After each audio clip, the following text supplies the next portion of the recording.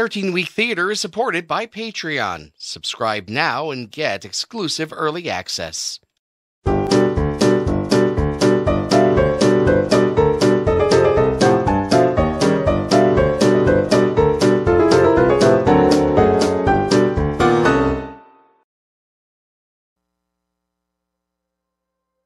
Since the 1960s, it's become common for U.S. producers to buy the rights to shows created in other countries and try to translate them for American audiences. Some of the adaptations have been good, and some have not. In 2003, NBC's Friends was about to enter its 10th and final season, but the network wasn't worried. They knew exactly what show would replace the must-see TV anchor series. They'd replace the American Friends with a new version of what had been called the British Friends.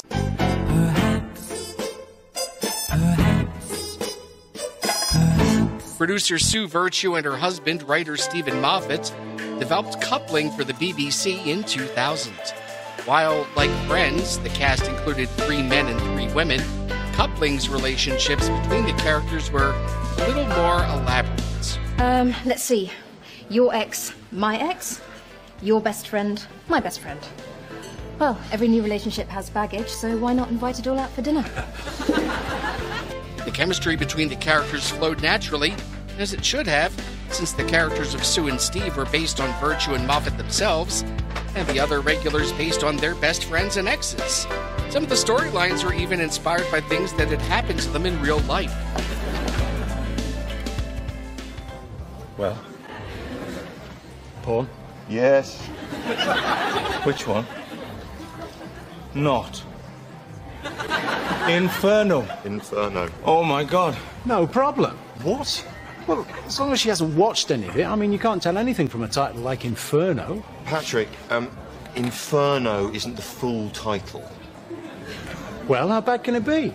Lesbian spank Inferno. Steve! Jane. My Auntie Margaret's dead. Say something. You won't admit you love me. Coupling started out slow, but quickly built an audience, and in 2002, it started airing in the U.S. on public television and BBC America. As the show built a loyal fan base in the States, NBC saw the potential for an American adaptation. They hired Virtue and Moffat, along with Virtue's mother Beryl, the executive producer of the BBC series, to help adapt the show with a team of American producers and writers.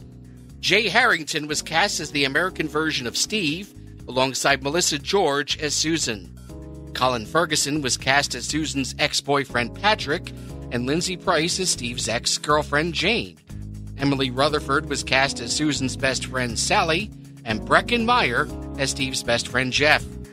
The new writing team wrote a pilot script using the storyline from one of the original BBC episodes, which was screened for NBC executives, who immediately fired the entire writing staff.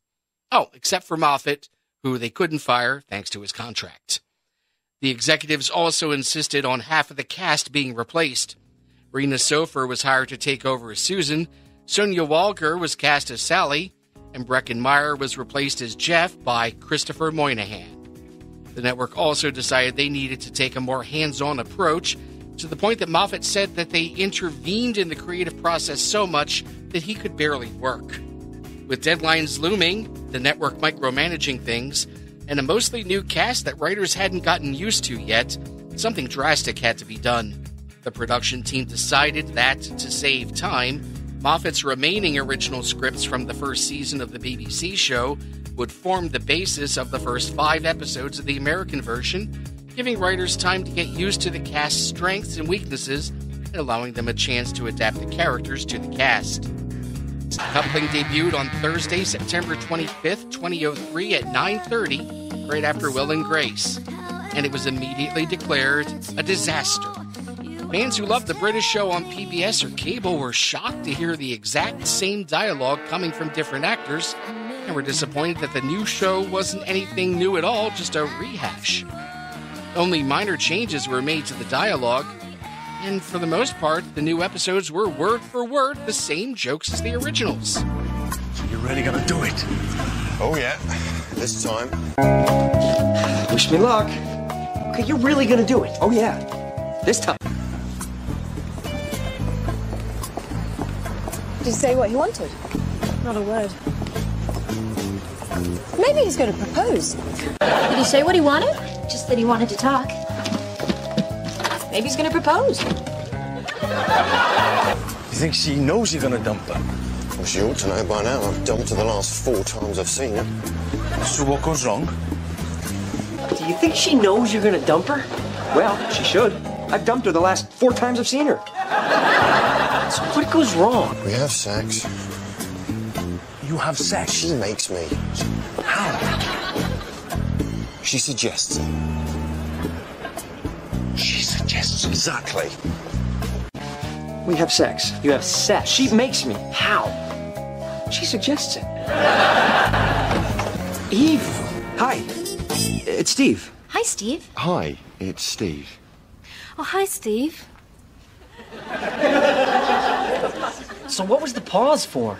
I don't know. It got out of control. You kept pausing. So what was the pause for?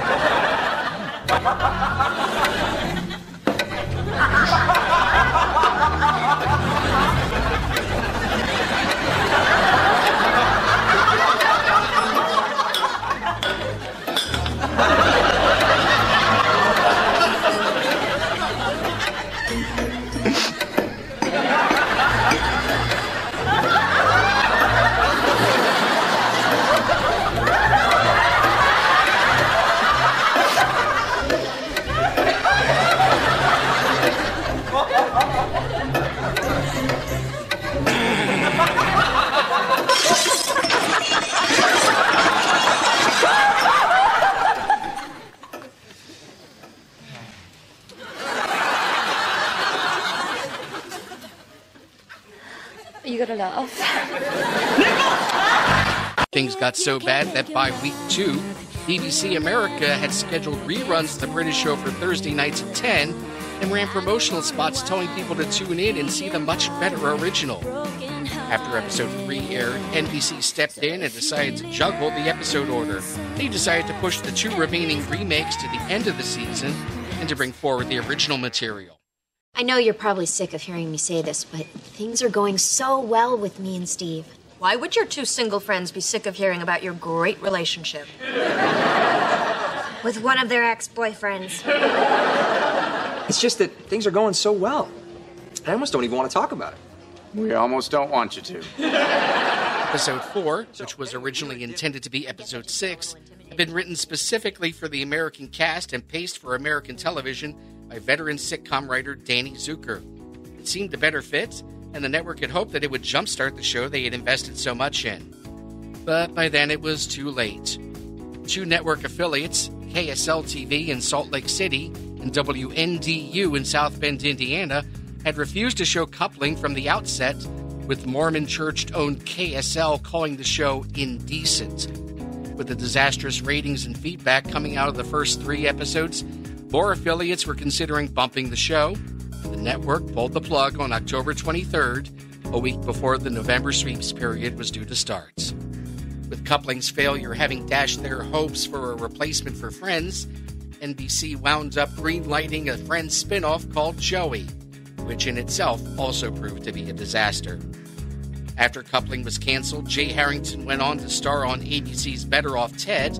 Colin Ferguson took on the role of Sheriff Jack Carter on Eureka. Sonia Walker became Penny Whitmore on Lost. Moynihan, Price, and Sofer went back to minor roles. And Stephen Moffat went on to become the head writer and showrunner of a science fiction show you might have heard of.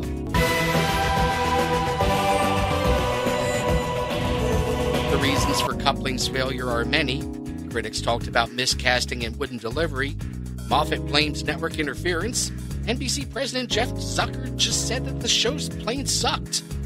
But probably the answer was that Coupling didn't work in America because it was never intended to work in America. As Moffat explained with a not very subtle slap at the remake on the BBC show shortly after the cancellation. Because this is not, repeat, not an American sitcom. If you can't make your mind up, we'll never get started.